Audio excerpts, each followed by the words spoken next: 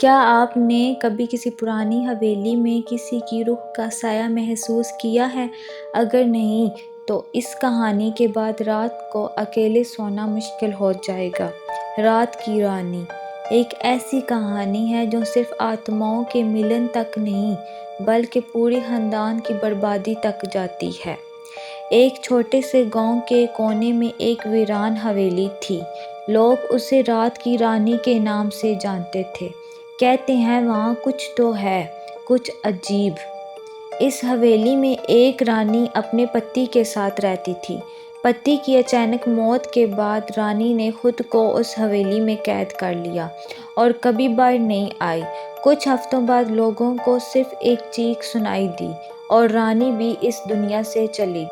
सालों बाद एक शहरी आदमी ने हवेली खरीद ली। वो अपनी बीवी और एक 10 साल के बेटे के साथ उसमें शिफ्ट हुआ। हर किसी ने मना किया, पर उसने कहा भूत प्रेत कुछ नहीं होते। पहली रात से ही आवाज़ें सुनाई देने लगीं। दरवाजे खुद ब खुद बंद और खुलने लगे।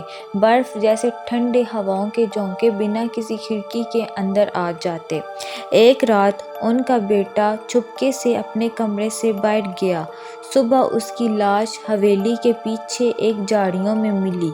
उसके चेहरे पे एक अजीब सी डर के निशान थे, जैसे उसने कुछ देख लिया हो। बेटा के मरने के बाद माँ ने हवेली का बंद कमरा तोड़ डाला। अंदर एक सफ़ेद साया था। वो थी रानी की रूह। उसकी आंखों में आंसू नहीं, सिर्फ इंतज़ार था।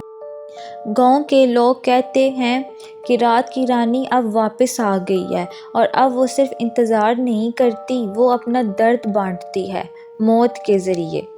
अगली सुबह माँ की लाश भी उसी जगह मिली जहाँ बेटे की मिली थी।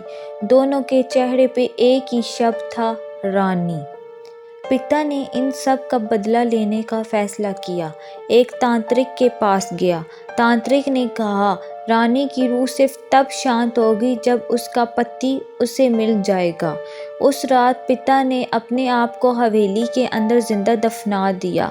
एक पत्थर पर लिख दिया, मैं उसका पति हूँ। उस दिन के बाद हवेली में ना कोई चीख सुनाई दी, ना कोई मौत हुई।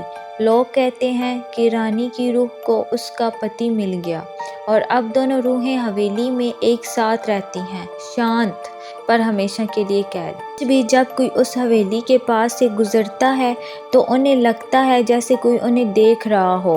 क्या आप उस हवेली के अंदर जाने की हिम्मत रखते हैं? अगर आपको ये कहानी डरावनी लगी तो लाइक करें, कमेंट में रात की रानी लिखें और ऐसे और हॉरर कहानियों के लिए चैनल को ज़रूर सब्सक्राइब करें। शुक्रिया।